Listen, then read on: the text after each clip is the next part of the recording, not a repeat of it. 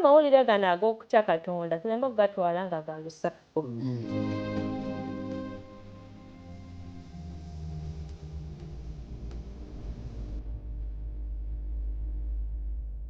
Malayika si agenda okubuulira naye ffe Mukama tuze tumubuulire eri ensi yonna.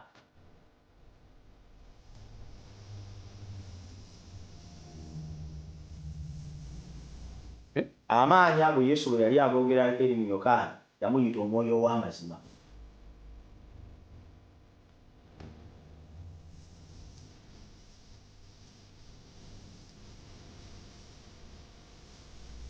Lesson weekend katuyigire ku bigere bya Kristo. Weewaawo amina kantwala omukisa guno mukwano kubuuzaako ate n'okwaniriza mu program lesson week eno wano ku 3ABN amazima gatajunguluddwa. Ndi musanyufu nnyo kubanga ekiseera kye tulimu kyo bambi ng'omu Seventh Day Advent kirina engeri gye kikomyawo ebirowoozo byaffe okwongera okusemberera Mukama okudda obujja kutandika omwaka omujja nga kwegamba obulamu bwa njawulo ekiseera eky'embaga ey'ensiisira camp meeting. Simanyi wawe ogikwatidde eyange ngikwatidde wali Najeera kwesigi Church Najeera mu garden zaffe era nga kwegamba mutuufu tuli beesiimi nnyo kubanga wiiki yonna tugenda mu kubeera nga tuliisibwa tunywesebwa amazzi ag'obulamu. Olukiiko olutesitesi nga lukulembeddwamu mukadde waffe Ashaba Geoffrey Ssebo mwebale nnyo mwebalire ddala, mukyala Kayondo, mukyala Peggy Mwanje n'omukadde asooka Musana Patrick. Thank you so much. Yonasaani Matovu nze mbabuuzaako sirinzeka mu lesoni wiiki eno ndi ne ttiimu y'abaweereza ba Mukama abulizi b'enjiri ya Kristo eteekateeka abantu olw'okudda kwe omulundi ogwokubiri. Wakati wano nina muganda wange ate nga musumba w'enjiri oba omuweereza w'enjiri Sekito Jona okuva ku Brooklyn Luzira. Luzira district musumba Bisaso tukutumiddeko Ssebo. Ssebo mwebale omulimu. Amina Ssebo. Ate nno nina ne musumba waffe ate nga mubuulizi wa njiri. Omanyi ekigambo ekyo sandyagadde kikusanyi naye kale omusumba w'ebisibo ebyo oludda olwo. Ssebo omubuulizi w'enjiri Mpanga Frank era nga wulira bino ye associate pastor owa Wakiso district. Amina. District yonna ng'etwale etwalibwa musumba ffe Gerard Rubega naye kati ate ye mubeezi w'omusumba oyo ku ludda olwo olw'e Wakiso. Nsanyuse nnyo okubalaba. Amina. Ndi musanyufu nnyo okuba nammwe nate ono muganda wange tuli wali waffe Luzira ate musumba wange ye tumanyiganye nnyo tuludde nga tulabagana. Nsaba bakadde bange mbuuze ku mulabi waffe ate tugende mu maaso. Omulabe waffe atulaba ku 3ABN Mukama waffe yeebazibwe. Twala omukisa guno okulamusaako n'okukwebaza emirimu gyonna gy'otuusaako engalo.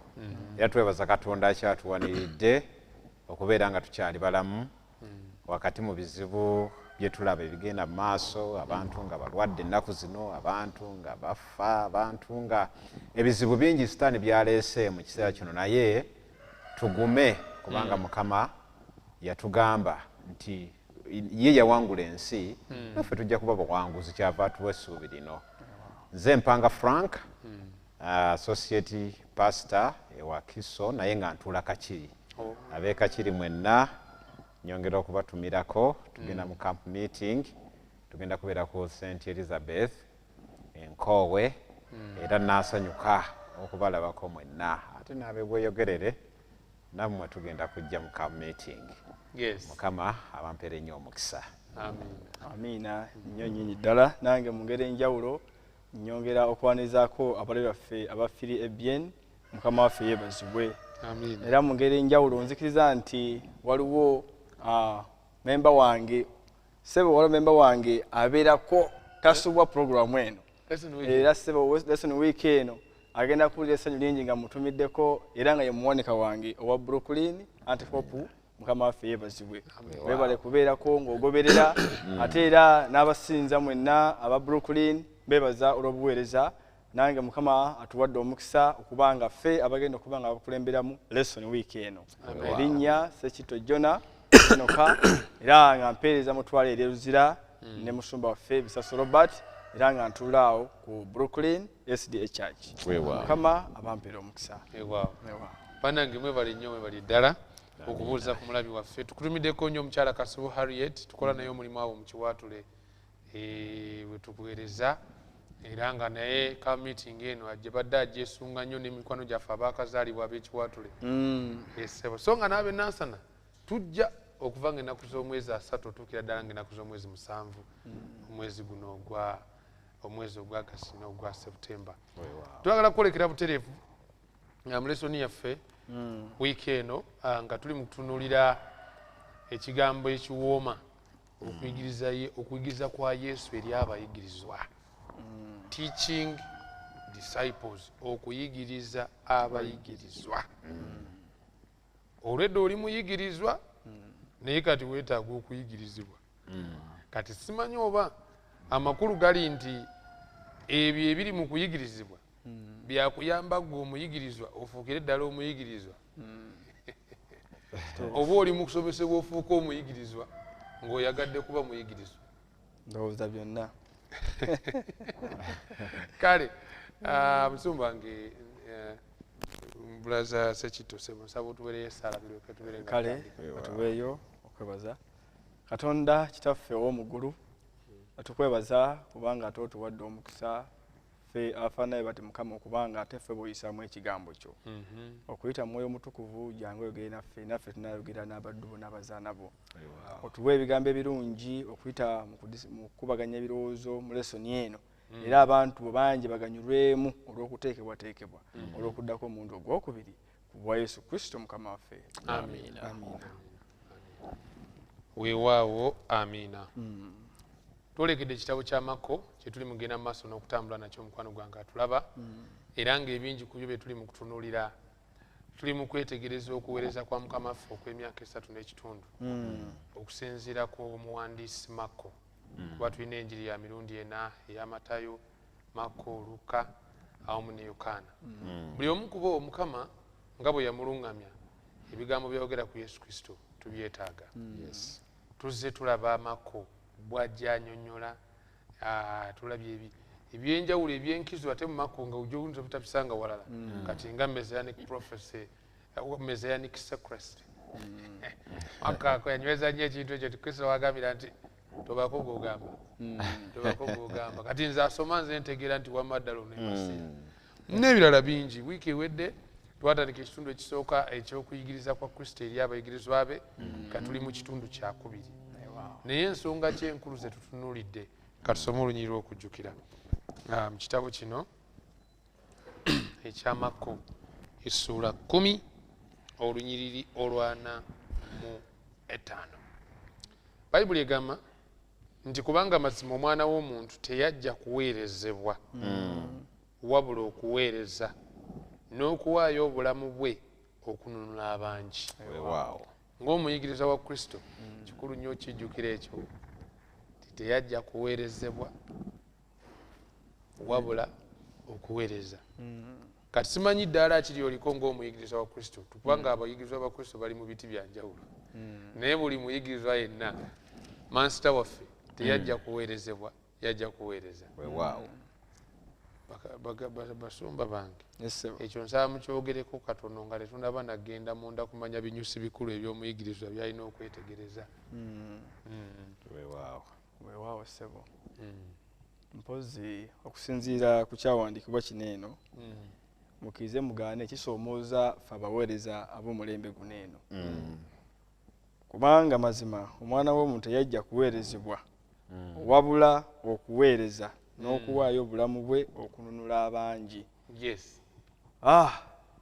sebo osoomozebwa nze nsoomoozebwa nkulaba otandika okompeyalinga Kristo gye yava mu bitiibwa n'obukulu bwe okubanga yaduumira eggulu mu konsepti ey'obuntu g'amazima tebitegeerekeka kubanga ffe tusuubira nti oyo kabwejumbira tugeze president nga yaduumira amagye wajja eno wansi ku ground batakubanga bamuvunamira buvunamizi nti yoyo waffe yoyo era buli kimu kimusanga awo muteekateeka zonna naye mukama waffe si waatyo waali ekifaananyi kyaleeta ku nsi kuno eno bwe bwetowaze oba omukulembeze oba oyo yeeyita omukulembeze era ajja nagamba nti nze sajja kubeera nga mpeerezebwa naye okuweereza kubamu akafaananyi mukama wo kubanga ate aweereza ggwe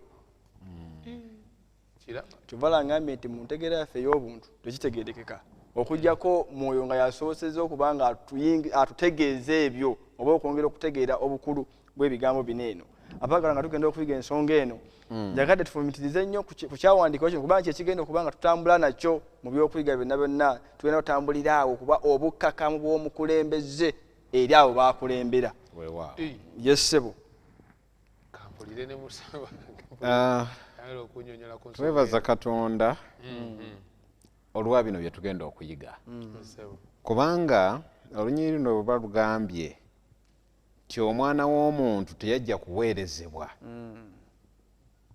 wabula yajja okuwaayo obulamu bwe n'okununula abalala kiina ate engeri gye kiraga nti ffe tuli ba muwendo nnyo nnyini mu maaso ga Katonda kubanga kabwejjungira yennyini nga musumba wange bw'agambye bw'abanga ye yajja so nga wano gw'ofuna obuweereza ne bakusindika awantu nti ogenda kulembera ekkanisa n'abantu ne batandika okuweereza n'obumeseji ogudde mu bintu kubanga endowooza yaffe eraga ti obuweereza kiba kitiibwa naye ye yaleka byonna nakka ajja anoonye kyekyabula ekyo no kiraga nti ffe abanoonyezebwa tuli ba muwendo mungi nnyo olunyiri luno nze kyerusinze okunjigiriza nti ndi wa muwendo kubanga Yesu yennyini bw'abanga yeetoowaza n'alekayo okubeera nga tayagala aweerezebwe n'abeera nga ye yennyini yaweereza naddala bwe yakanaanaaza abayigirizwa be ebigere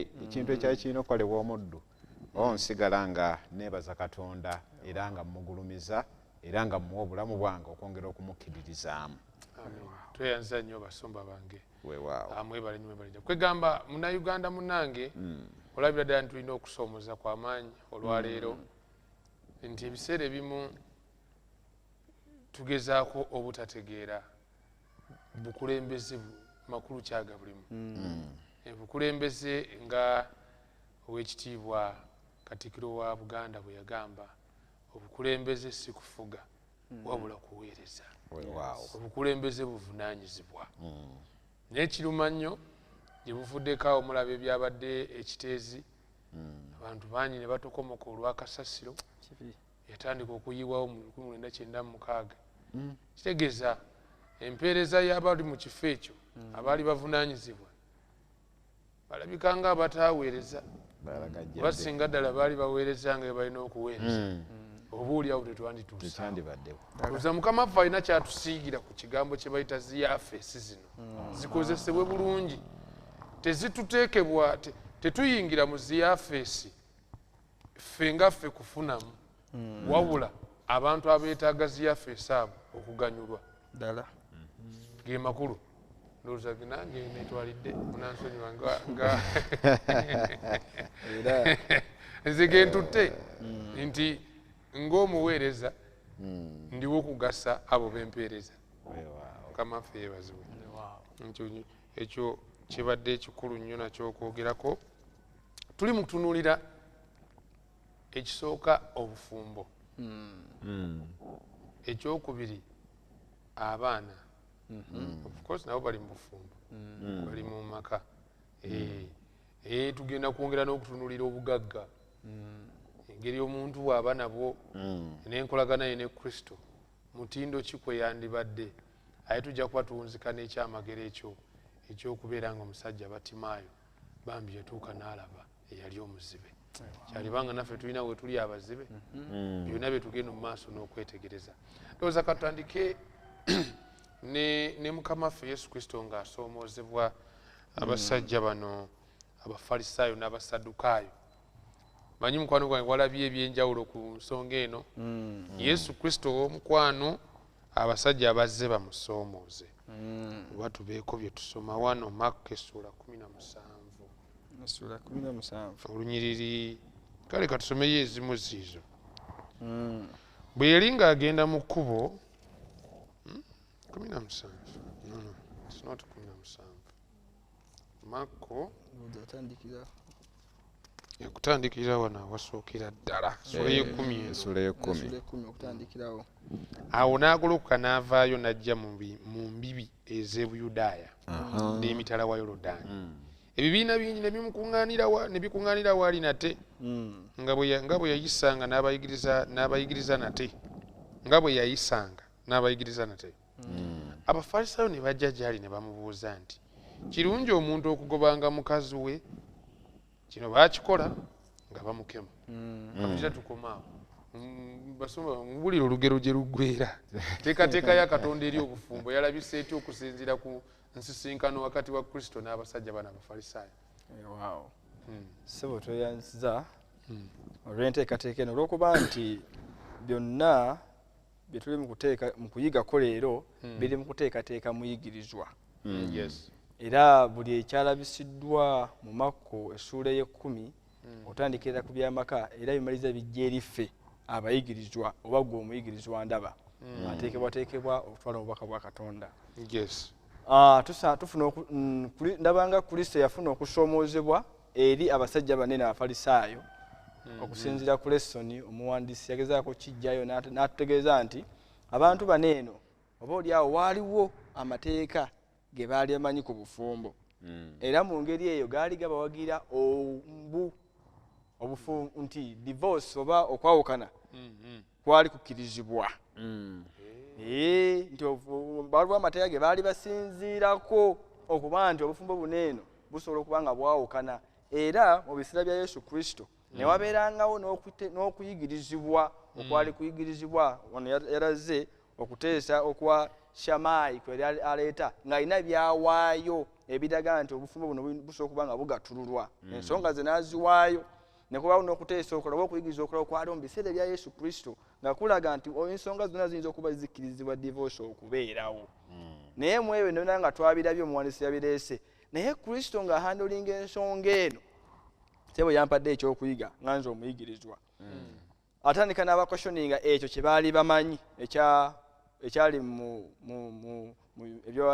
kisome ekibeera kyani ekyamateeka essula eyakumeka eya24 gye bajja kiri eri okulagira divorce naye wamala okukibaleeta Kristo omuyigiriza omukulu ng'atendeka yatulaze nti kyansonga nnyo okuddayo ku lubereberye okutandikira gye byatandikira newankubadde byaliwo waneeno Musa waliwo be bajja nga batambulirako newankubadde waliwo ebyaliwo Kristo nga waali bye baali basinziirako okuba nga bakola divorce n'ebiringa ebyo Kristo amala gatuddeyo ku lubereberye kyali kitya kyansonga nnyo abandaba kubanga Mukama yaluŋŋamya bena ebitulina okuba nga tutambuliramu nga biriva mu kigambo kya Katonda naye Kristo yennyini ng'ali ku nsi buli yakwatibwanga engeri yonna yonna yaddangayo ku lubereberye entandikwa ya buli nsonga nti n'obufumbo n'amaka bulina entandika yaabwo bwe butandika butya era ayongera okubalaga nti kyali kitya kyaliwo ekiti Katonda yakola omusajja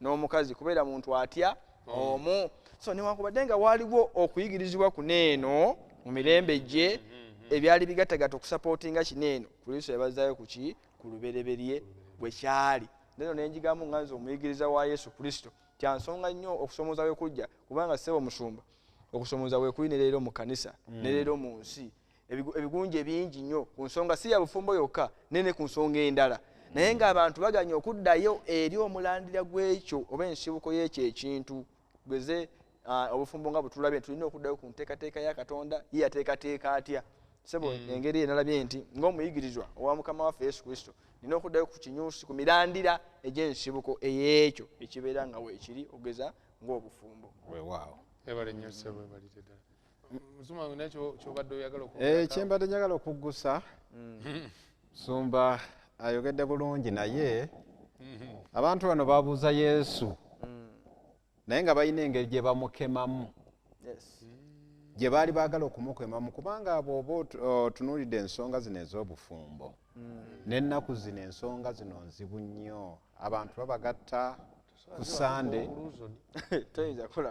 ku Mande ne bajja baagala divorce naye mu kiseera ekyo waliwo n'obuzibu obwali bwakagwawo omusajja Kerode eyali afuga amatwalo ago yali yawasa muka muganda we era omusajja wa Katonda bwe yali akyogeddeko ayitibwa Yokaana ekyo kyamutuusa okumutwala mu kkomera sina kkomera lyokka era bayibuli egamba nti yayagala n'okumutta naye n'atya abantu kubanga baali bamanyi nti omusajja nnabbi bayinza okwegugunga naye era waliwo enkola endala eyajja omwana n'azina amazina okukakana ng'omwana amugambye saba kyoyagala neyeebuuza ku mama we n'amugamba saba omutwe gwa Yokaana Yokaana ne bamusalako omutwe naye ng'ekimuleetedde okusalibwako omutwe nsonga zino za bufumbo kubanga waliwo eyali tabutuukiriza bulungi ate nga mukulu naye kati bano Abafalisaayo babuuza Yesu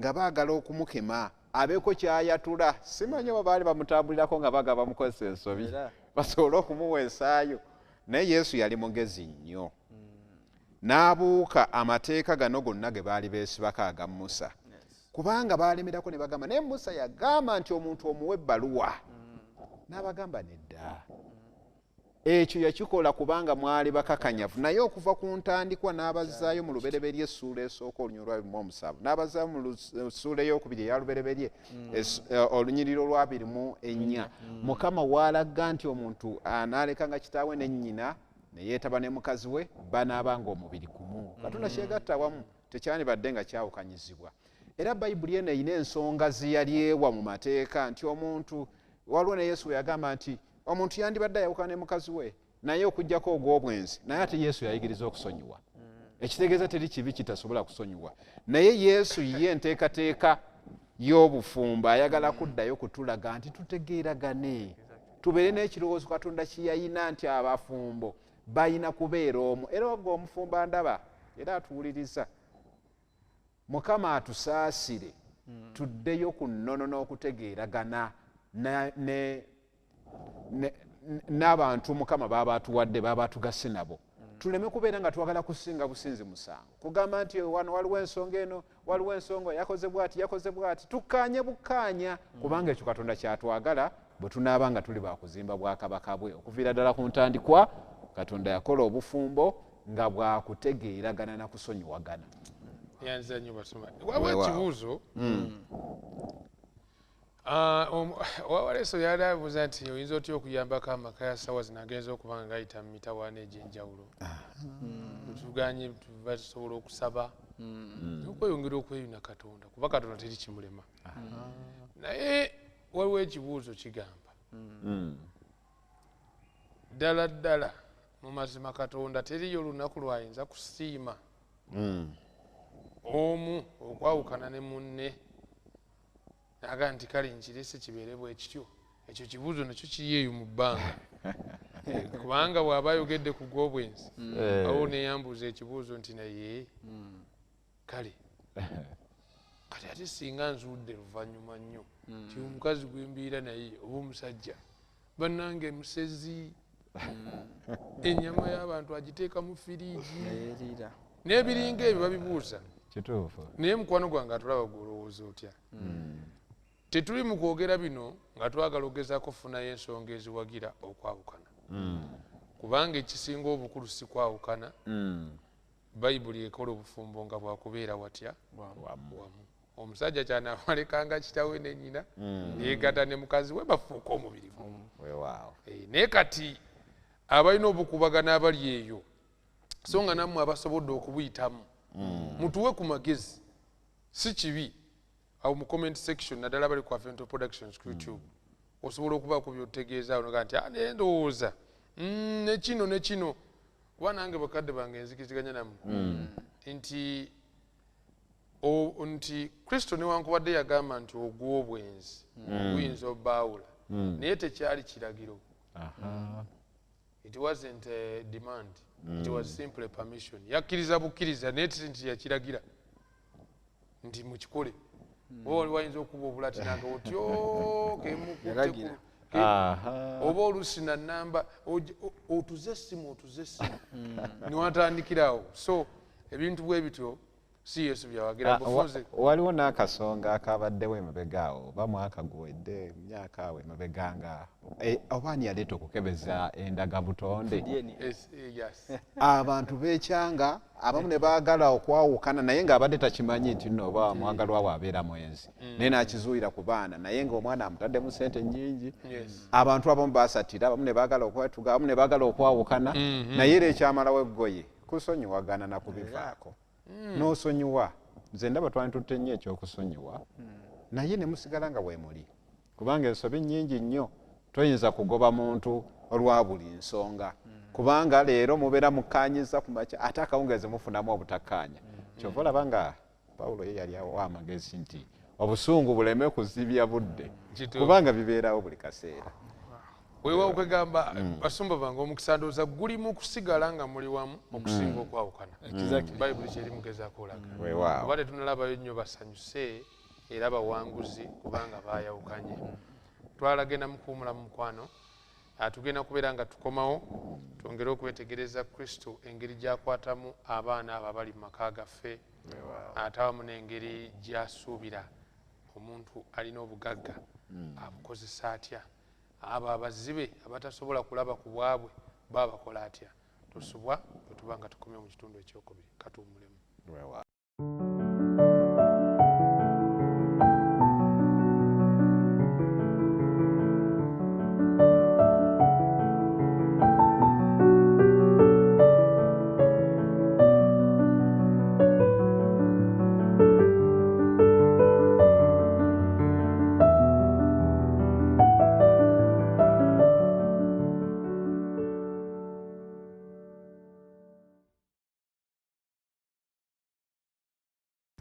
Tukulisayo nnyo mukwano gwaffe ali ku 3ABN amazima agatajunguluddwa kiseera kya camp meeting. Tuli mu lesson week eno program kwe tuyigira ku bigere bya Mukama waffe Yesu Kristo buli Friday sawa ziba 2 paka sawa 3. Yonasaani Matovu Munagomba awamu ne abasumba bange okuva ku Brooklyn Sumba Sekito Jona ate awamu ne associate pastor owa Wakiso district Sumba Mpanga Frank. Tuli basanyufu nnyo okubeera nti Mukama waffe naffe atuwadde omukisa omulala okwongera okuyiga ku ngeri gye tusobola okubeeramu abayigirizwa abalungi. Ebyamaka tubikwasaganye tutya. Point eri nti what God has joined people should not separate.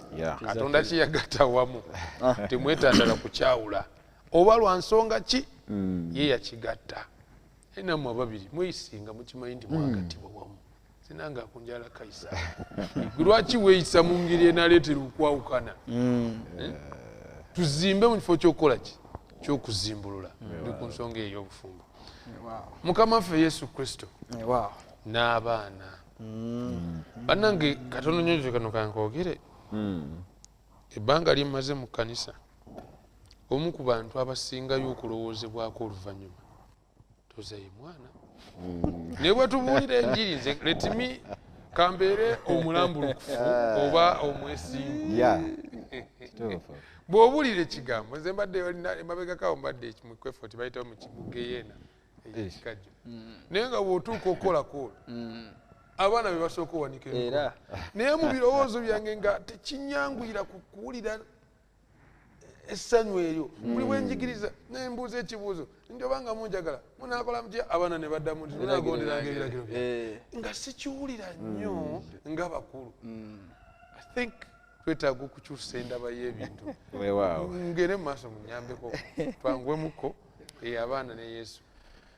Weewaawo ku nsonga y'abaana era nga ssebo bw'otutegeezezza abaana batera nnyo okunyoomebwa bambi era ne wegibeera mikolo oluusi bagamba abaana mufulume abaana musituke mu ntebe abaana mukole bwe muti naye Yesu Kristo wano yali ayigiriza abayigirizwa be abaana ne bagenda ne bajja jjaali ne bamuleetera abaana naye Bayibuli wano yalaze waliwo abanyiiga ne bafuna obusungu ne bagamba abaana abo bagende eri abaana abo basembezeeyo naye Yesu naye ate kyamunyiza mu ngeri ey'enjawulo. Yesu n'agamba muleke abaana abato baje gye ndi abalinga abo obwakabaka obw'omu ggulu bwe bwabwe. Bano abayigirizwa abaali basembedde Yesu Kristo baali ate bamisinze point nga balinga nga abalaga nti nno eggulu ne Yesu obwakabaka bwayagala okuyigiriza tebukwata ku baana bato. Naye bakyewuunya nnyo nga Yesu ate abagamba nti abaana bano be munyooma obwakabaka obw'omuggulu ate bwe bwabwe. Era Yesu abasembeza n'abawambaatira n'amala n'akola ne statement n'agamba omuntu yenna ayagala obwakabaka obw'omuggulu ayina kufaanana ng'abaana bano. Abayigirizwa baavaawo nga bakyewuunyizza nti okufuna obwakabaka obw'omuggulu ate balina kukoppa baana. Kubanga bayongedde okunyonnyola nti omwana lwaki Yesu yayagala n'amugeraageranyako nti obwakabaka obw'omuggulu, kubanga yalaga nti omwana ye bw'omuwa ekintu akitoola n'omutima omusanyufu era n'akitwalira ddala. Naye bano abantu abakulu baba bazibu bakutwola kintu ky'omuwadde naddala nga kyabwereere asigalamu olwa ttoma. Era abaana bano bamukisa nnyo nga bw'ogambye ne bwe tukubuulira enjiri. Mwana wattu be basookayo ne bajja ku layini abo babagoba n'obagoba nti bano nakyali mwana muto teyeetaaga kubatizibwa. N'ate ng'omuntu omukulu yanditegedde ebigambo ate nga ye agaanye nga ye agamba siva mu ddiini ya kitaani siva mu gundi ye, naye ng'omwana ye akitegeereddewo kubanga omugambye kugenda mu ggulu. Yesu akwagala ye nakkiriza. N'olwekyo Yesu yagala nnyo abaana era n'akiteeka ne ku ddaala nti naffe ffenna abaagala obwakabaka obw'omu ggulu tulina kufaanana ng'abaana. Ekyo kyayewuunyisa nnyo abayigirizwa ba Mukama waffe. Nyongeraho ku ky'abaana kubanga experience eyo ngiyiseemu olwese ku nsonga ya camp meeting. Naye abato be tulaba abo be bantu abalina okwagala okwa ddala, be bantu abakkiriza ebya ddala. Omuto gw'obuulira enjiri ky'omubuulidde leero enkya n'akiteekesa mu nkola. Oba bankube embooko bankube wabanga abadde ku ssomero n'omutegeera nti sabbiiti ya lunaku lwa 7 Saturday wagenda nagamba musomesa we maama baatuyigiriza nti sabbiiti ya lunaku lwa 7 Saturday. Kyengamba nti alina genuine faith yikasika kikwata talowooza birala ekyo kyakutte kyanyweza. Iyo nsonga lwaki era bw'ofuna omwana omuto n'omuyigiriza obulimba akwatira obulimba obwo. Uwo muyigiriza amazima era anyweza amazima ago. Ensonga kinaffe ng'ekkanisa kya nsonga nnyo kubanga abaana tubawa priority nga wokireese. Bwebanga camp meeting leka abaana babeere n'obudde bwabwe bayigirizibwe ku Yesu Kristo mu mbeera yaabwe. Bwebanga effort leka effort ebeere nga y'abaana bategeere nti tulina effort ey'abakulu n'ey'abato nawo tukolewo enteekateeka era tuyite koolo mu baana. Bwebeera nga sabbiiti y'abaana abaagalwa leka tulage nti nabo balina omukisa okubeera nga baweereza. Leka ebeere nti sabbiiti y'abaana ate gulaba mukulu yali ku kituuti tufuna okusoomoza obwo. Bwebeera nga children Sabbath leka baweereze okuva mu Sabbath school paka obudde gye bukala lutya nabo bategeere nti Yesu Kristo waabwe. Yesebo nga nabo balina share mu buweereza. Ellen White atuwa amagezi amalala wano ge mbadde nsaba okusoma. Agamba nti let not your un-Christ-like character represent Jesus. Exactly. Do not keep the little ones away from him by your coldness and harshness. Kugamba abaana bano tobalemesa tobeegobaako olw'embeera zezo ez'okubeera nga buli kadde otuggubadde kubanga oli mukambwe oli mukalubu. Never give them the cause to feel that heaven would not be a pleasant place to them because if you were there. Tobaleeteranga kulaga ati Ichagundi oyo naye ajja kuba muggulu. Kijja kubeera yeyo. Butuufu kwegamba waliwo ekintu ekikkalubirira n'oga naye abaana bano batubakwate tutya. Naye waliwo obuntu busatu ndowooza osamalayizinga ekyono kyatugamba. Akasooka batuwe ebyo twali tusoma mu Child Evangelism. Baatugamba nti bannaaye abaana baagala nnyo omuntu alina akamwenyumwenyu ku maaso. Si kirungi nnyo abaana babulaga omubuulizi oba omusumba oba abuulira oba omukadde w'ekkanisa oba omusomesa w'abaana naye nga ku maaso buli kadde olabika nga alina b'obanja. Otulabo wa poliisi tebagala kulaba nga asikaali. Ekyokubiri abaana baagala omukwano love. Buli bw'obaagala nze nalinako obweza bwe nali nkoleeyo e Masaka obw'abaana naye ng'abaana otuukawo n'obanga pulezidenti bakwetulula bonna ne bakwata owulira essanyu kubanga obaagala kubanga omwenya. Ekyokusatu baagala nnyo omuntu nga kyoyogera kyoli nga kyofaanana kwegamba nga tolabika nnyo kubanga ayogera obwogezi gye bali naye nga mukola oli mulala bwali kusanga ng'olina kyokola naye ng'oyogera kirala ojja kwesanga ng'omwana ate akwata nnyo kyokola osinga kyoyogedde so ebyo bintu bikulu nnyo ku baana nga Kristo bwe yatuyigirizaawo naye nga ate tuvumirira nnyo n'ebintu nga abasajja bye baakolanga Abaroma n'Abayonaani abaana bamu babasuulanga mu nnyanja era babayisanga baddu tebabayisanga baddu ne leero kyolda views weeri naye Kristo atulaga nti enkola yonna egezaako okudibya n'okuserebya omutindo gw'omwana oba okubutamulabamu mugaso oba okumutwala ng'ekitali kintu mu bayibuli tekkirizibwa abaana ba muwendo mu maaso ga Mukama birabo okuva eri Mukama tubisseemu ekitiibwa era tubakulize mu mpisa ez'ezzadde litya Katonda weewaawo era bakyakulabira ku ssebo kubanga batusomesa weewaawo weewaawo nze mbuuza the best investment okusingayo obulungi okusingayo obulungi okusingayo obulungi mu Mako essuula y'ekkumi olunyiriri lw'ekkumi n'omusanvu paka ku lwasatu mu olumu twatunuulidde omusajja omugagga eyatuuka eri Yesu Kristo n'amwebuuliza nti nkoze ntya okutuuka mu bwakabaka obutakola ki okufuna obulamu obw'emirembe n'emiki n'obw'emirembe era ekyessanyu nti Kristo buli we tumusaba aba ne ansa era n'omusajja ono omugagga ansa ye yaliwo there and then naye nga tunaba kutuuka awo tulaba omusajja ono omugagga yamubuuza olina okukwata bino wammanga n'amulaga nti akola atya abikwata era ng'abikola nga naffe abandaba era abawulira tuyinza okulowooza nti tukola bulungi era tukwata bulungi ebiragiro bya Katonda tutambula bulungi ne Katonda naye Kristo atukyalenjinga okuyita musajja ono n'amugamba newankubadde obikwata naye waliwo ky'oweebuusemu ky'olina okuba ng'okola genda otunde byo byonna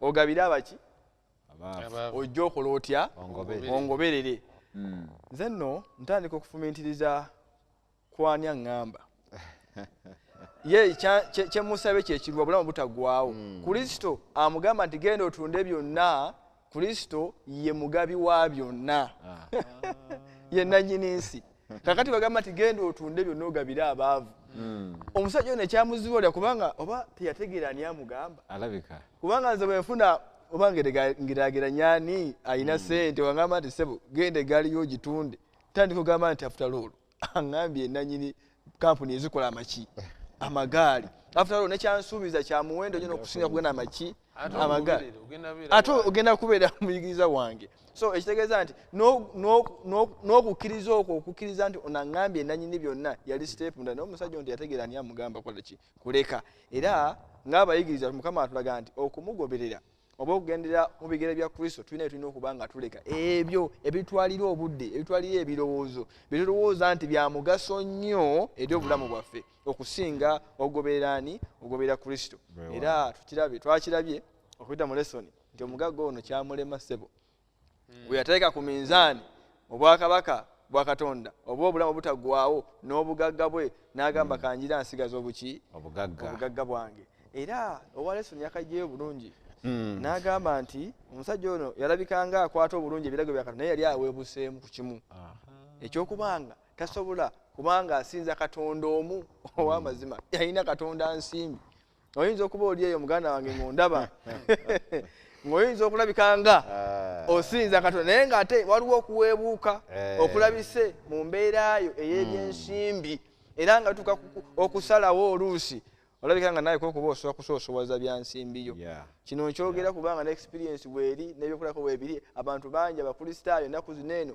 basinza nsimbi zaabwe ne ku sabbiiti abeera ku bizinesi ali mu kuyingiza kasente tegeeza kati Katonda waffe omugjeewo osinza ani nsimbi zo ate ng'olaga nti oze n'okukuuma sabbiiti yamala okusomoza kuliwo ssebo so ensonga eyo nkulu nnyo abagalwa nti Mukama atuyigiriza bwe tuba nga tusazeewo okuba nga tumugoberera tulina okuleka byonna ebitusikiriza okuba nga bitujja mu mugendo ogwo okuba nga tugoberera ani tugoberera Mukama waffe amiina yessebo mu ngeri endala awo wennyini omusajja ono yali asanyusiza Yesu okusooka kubanga yali ali mu nteekateeka yennyini Yesu yali atambuza. Yesu yali ng'anoonya baagala bwakabaka bwa Mukulu.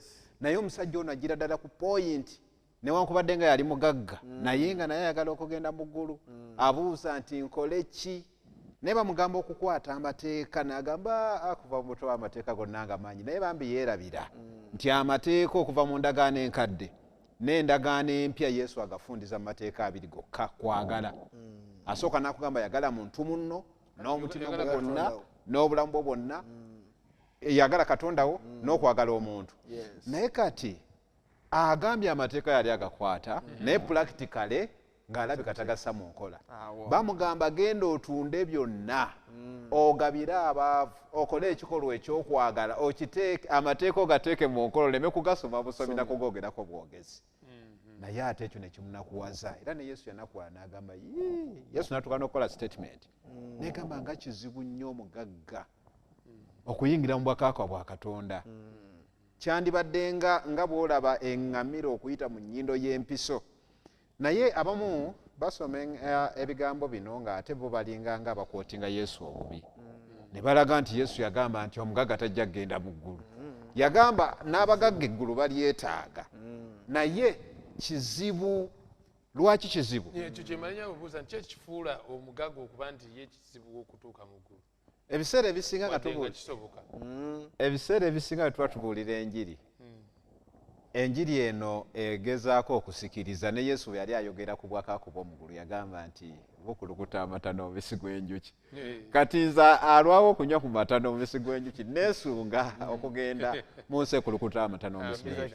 Naye ate omugagga ye abeera ne ssente asobola okubyegulira. Kati onaamugamba ki?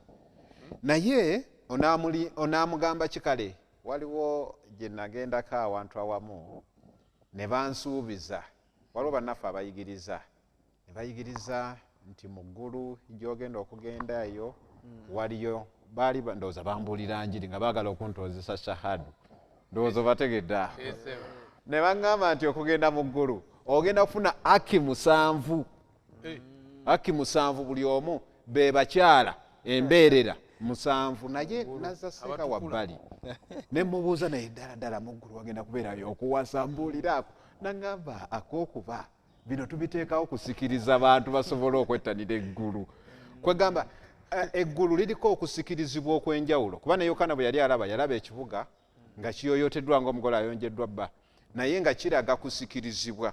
Naye wano Peetero, waliwo kye nalabye mu lesoni eno nga ne Peetero yatuuka n'okugamba Mukama waffe n'agamba twaleka ebyaffe ne tukugoberera, tunaafuna ki? Kino nno nga kiraga nti n'abagagga nabo beetaaga eggulu. Waliwo abantu abaleka obugagga bwabwe ne bagoberera okufuna obwakabaka obw'omu ggulu.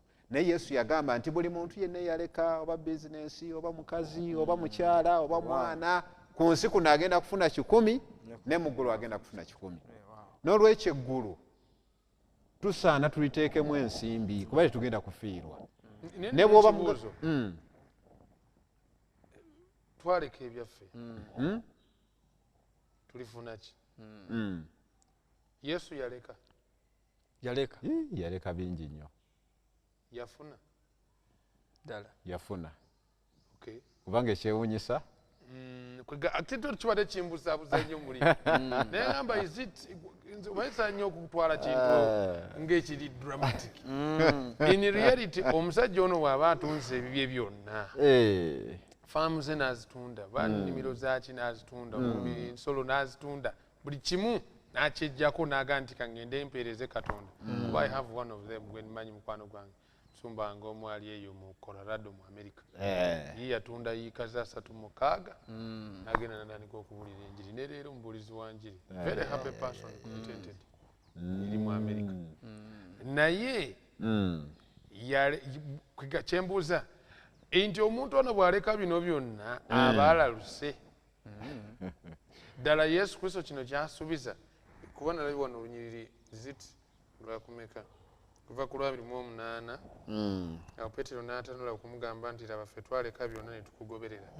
Yesu n'agamba nti mazima mbagamba nti tewali eyaleka ennyumba oba abooluganda oba bannyina oba nnyina oba kitaawe oba abaana oba ebyalo ku lwange n'olw'enjiri ataliweebwa emirundi 10 mu biro bino ebyakaakano. Ate bw'aba annyonnyola emirundi 10 kati egyo emirundi 10 n'alaga bwe gigenda okuba emirundi 10 ennyumba, emirundi 10 abooluganda, emirundi 10 bonna kuza mu 10 to interpret nga bwe kiri. Era n'alaga n'okulaga n'ebyalo n'emirembe egigenda okujja obulamu obutaggwaawo. So mu kuwaayo byonna eri Kristo nfiirwa tofiirwa kwegamba kubanga omusajja agambye the best investment okusinga obulungi. Ate kyewuunyisa kubanga n'enjiri eno okugaziya obwakabaka yeetagamu ensimbi era kiba kikyamu bw'ogamba nti Yesu yagambye nti kizibu omukaga okuyingira mu bwakabaka okuyingira n'ogamba nze kansale okubeera mwavu. Ate n'ekyo ojja kubulwa ensimbi z'osiga kubanga obwakabaka bwa Katonda bwetaagamu okusigamu kubanga tuyitibwa okuyamba abalala. Kati Mukama akuyita n'ensimbi z'olina ate oziteeke mu mulimu. Abamu bateeka ensimbi zaabwe mu mulimu bakuyita kufiirwa naye si kufiirwa kubanga otusomedde awo n'agamba nti buli kimu ogenda kufuna 10. Kuba waliwo ekinnuma ebiseera ebimu ng'omuweereza w'enjiri nti weesanga nti ekitongole kino eky'ebyenjiri awamu ne sisita kitongole kyakyo kye bayita ekya social and welfare bitera nnyo okubeera nga mu funding biri less funded. Ne weesanga nti abantu ssente ez'okubulira enjiri bayiga njigge naye ng'ate bwe bagamba nti tulinawo kapate tugende tubyemu ogenda okulaba ssente tezibuze. Ne ŋŋamba muli naye ddala tetubanga ssente zino tuzisinza. Nze ninamuko okukkuluma okwo okutonotono kwe mmanyi nti okufumiitirizaako kuyinza okuyambako gw'alina obugagga bweyo okubeera ng'omanya how do you appropriate your resources cause kubanga ekyamazima kiri nti tofiirwa. Nze sirabamu kufiirwa kuba Pawulo yennyini aga nti omukono ogugabi gusinga omukono ogukola ki ogutoola. Kitegeeza ne bwe nkwata investment zange ne nziteeka mulimu gw'enjiri amagoba agadda tegakoma kudda kati naye n'emirembe gyonna. Simanyi musumba gwogenda kiwulira omuntu eyabatizibwa oba yennakazibwe for example nga abatizibwa nga ku lunaku luli olibeera oli wansi w'omuti ogw'obulamu n'omulengera ng'ali mu kutambula mu luguudo lwa zaabu. What an investment. Kyonna kye wawaayo olaba nga waweerayo bwereere. Olaba omulabira wano n'omusanga ng'ali mu kkanisa atendereza ng'agwa amubuulira n'owulira essanyu. Aye n'ekirala Yesu naye yawaayo. Batugamba obulamu bwe bugagga naye ye yawaayo obulamu bwe nze nsobole nange okufunibwa. So tewali bulamu bwe nange sandibaddewo. N'olwekyo gwe waddeyo ki? Kati omugagga Mukama akuwadde ensimbi ziweeyo olw'okununula abaki abangi. Kubanga ne Kristo naye yawaayo ekisinga n'ensimbi zo ate n'oyo yakugamba yabikuwadde. Kati era ndabye ddala nga tewaliwo gwe paati yo ng'omugagga tewaliwo mukono gwo kubanga n'obulamu yabukuza atya okubanga ensimbi oziina n'ebirowoozo ebijjukira ne banka akawunti gundi zo Mukama yabikuwa. Ate ndowooza ekyo kyekisinga n'okuleeta essanyu kubanga bw'otunuulira osooka okuteeka ssente mu kuzimba ebizimbe n'obizimba n'ebizimbe tebisobola kukuwa ssanyu. Naye singa olaba omuntu nga abadde mutamiivu leero n'oteekamu ensimbi ne bamubuulira enjiri n'atuuka n'omusanga nga leero n'omwenge ne bwagulaba agwegoga kankuwulire eryo essanyu tewaliwo kintu kyakiyinza kulikuwa. So investment yo oba ogitadde awantu naawe kennyini w'ogenda okusanga essanyu ewalala wonna tewali. Bino ebintu byensi ebisigadde byonna butaliimu naye bw'oteeka ssente zo mulimu gwa Mukama gy'ogenda okukoma okuwulira essanyu. Kwegamba ensimbi zo zikusanyusa keziba nga lirina abantu bezikyusa okubaleeta eri Mukama waffe Yesu Kristo. Ekikompe kino tetwagala obunzika nakyo awamu ne twagala kuwunzika ekikompe. Twagala kuwunzika n'ekikompe. Osobola okunywa ekikompe kyange. Musobola? Sitayogera ne babiri. Yakobo ne Yokaana. Omulamu gwe aviirire ddala awo ogwa wiiki. Basaba basumba munyombeko katono wano tulabe ekifaananyi ekyo. Okay, mu Makko essuula ey'okumi olwasatu mu ebbiri paaka lwana mu etaano lulaga ate Yesu bwe yali ng'alina abayigirizwa be bagenda e Yerusaalemi. Naye batabani ba Zebedaayo bano ne bamusemberera ne Yokaana ne Peetero nga bamugamba ssebo bw'obanga gwosi bw'obanga kwe kusiimako osobola okulagira wano omu ku ffe n'atula ku mukono gwe ogwa ddyo omulala n'atula ku gwa kkono. Kale omuwandiisi yalaze nti abantu bano bayinza okuba nga obuweereza bwa Yesu baali tebannabutegeera newankubadde baali abayigirizwa be, era nga balowooza nti Yesu agenze e Yerusaalemi ateeketeeke obwakabaka bwe nga balowooza buli ku nsi kuno. Ne baagala okumusaba ebifo eby'okumwanjo. Ne Yesu ababuuza nti ekyo ekyokwagala okweyagaliza si kibi, naye musobola okunywa ku kikompe kye ŋŋenda okunywako? Ne bagamba tusobola. Yesu yali ategeeza ki? Yali ategeeza kubonaabona kwagenda okuyitamu, ng'abalaga nti obwakabaka buno okubuzimba tulina okuyita mu struggle, walina okubeerawo okubonyaabonyezebwa. Naye ate abagamba nti naye kiri ekyokutuula ku mukono ogwa ddyo n'ogwa kkono, ekyo sinze nkigaba. Ebifo waliwo abigaba, amala kulaba kukkiriza kwo nakwewaayo kwo. Era kwegamba nti ekifo mwe ŋŋenda okutuula ng'omuweereza Katonda yasiima ntuulemu ekyo. Katonda yasiima, ne Yesu yali tekirinako buyinza. Wano nno kituzaayo ne ku lunyiriri luli, kubanga Yesu wabagambira nti omuntu ayagala obukulu mu mmwe, kubanga yabalabanga baagala bukulu, n'agamba anaabanga muweereza w'abalala. Kati Katonda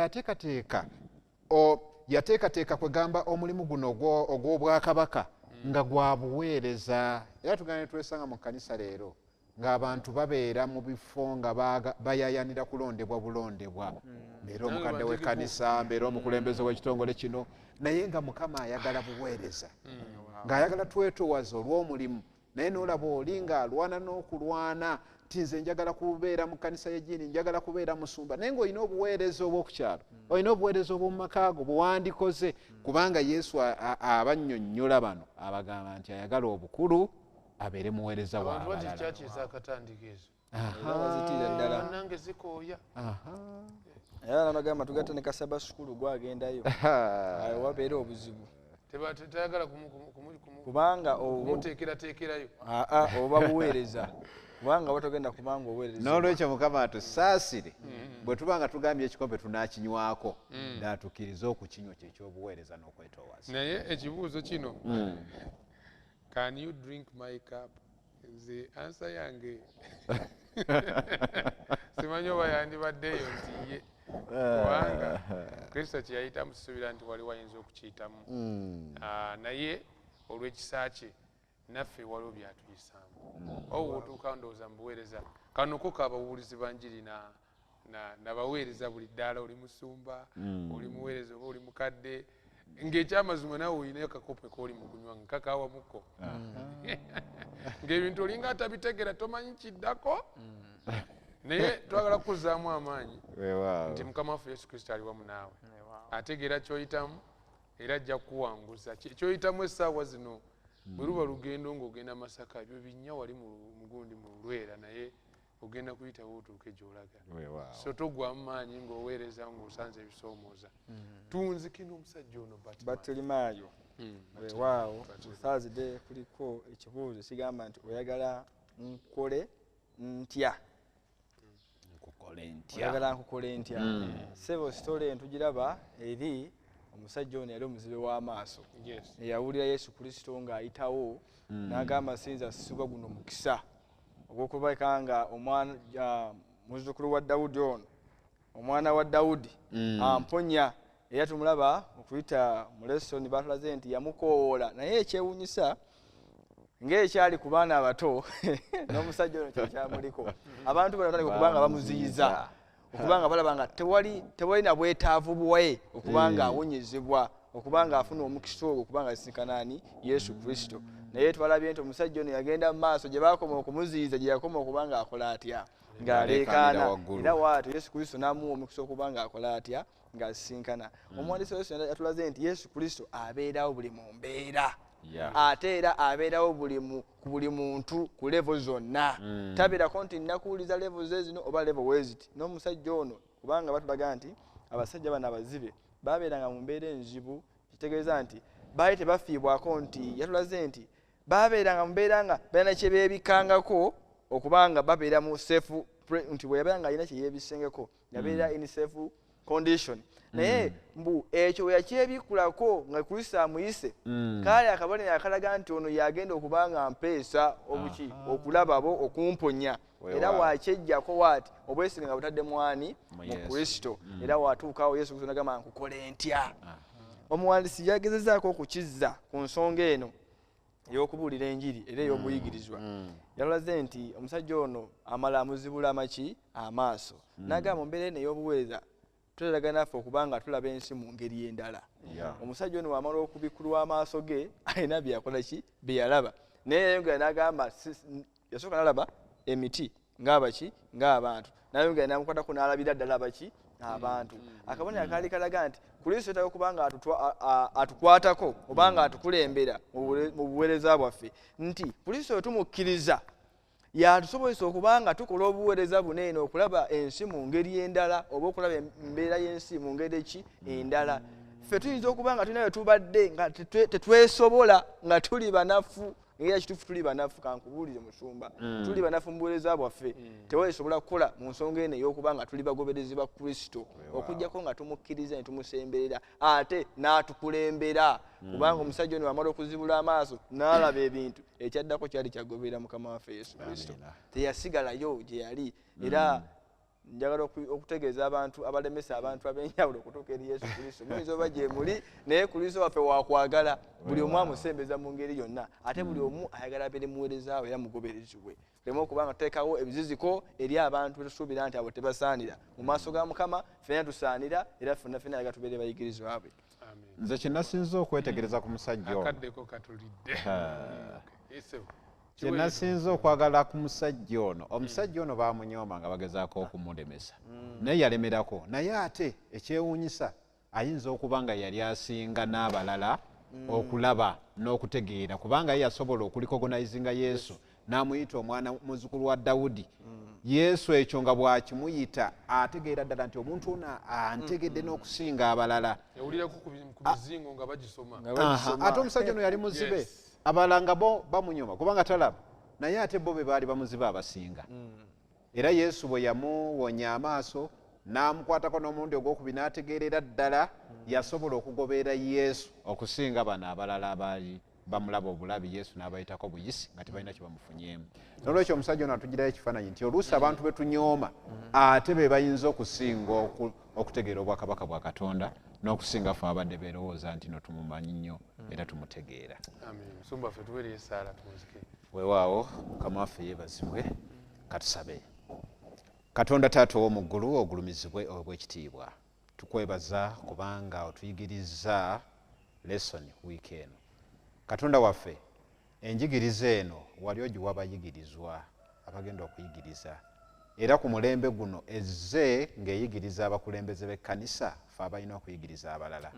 Naye tulabye nga n'abakulembeze b'ekkanisa balina bingi bye baali babulamu mu kugoba abaana ebweru mu kulemesa bano abaali beetaaga okuzibuka amaaso. Katonda waffe naffe tuyinza okuba nga twesanze mulembe guno ng'ate ffe tulemesa enjiri ng'ate ffe tutakutegeera bulungi. Tusaba Katonda waffe otuzibula amaaso era oyongere okutuyigiriza. Enteekateeka ezo zisobole okweyongera okugenda mu maaso n'okubunyisibwa. Tutunuulidde ku nsonga z'amaka zitutawaanya nnyo. Abantu bangi batulaba era batuwuliriza nga bafuna okutaataaganyizibwa mu maka gaabwe baagala kukoowa baagala kwawukana. Ne Katonda waffe tusaba osinkane buli maka ogatuulemu ogagatte tuddeyo ku kinyusi kiri kye watandikirako amaka Katonda waffe tubeere nga tukuweesa ekitiibwa abalina ebizibu ebyenjawulo tubateeka mu mikono gyo abalwazizza abafiiriddwa kaakano nga tugenda okusinza ku lunaku lwa Ssabbiiti tusaasire Katonda waffe oleete abantu bangi okweyongera okutegeera obwakabaka bwo n'okusobola okutegeera ekigambo kyo tubeere Katonda waffe beera wamu n'omulimu gwa 3ABN beera wamu n'obuweereza bwonna abakozi n'abaweereza bonna yongera okutuwanirira okutuuka bwe tunaatuuka mu bwakabaka obw'omu ggulu bwe tukusabye okuyita mu nnyera ya Yesu Kristo Mukama waffe. Amen.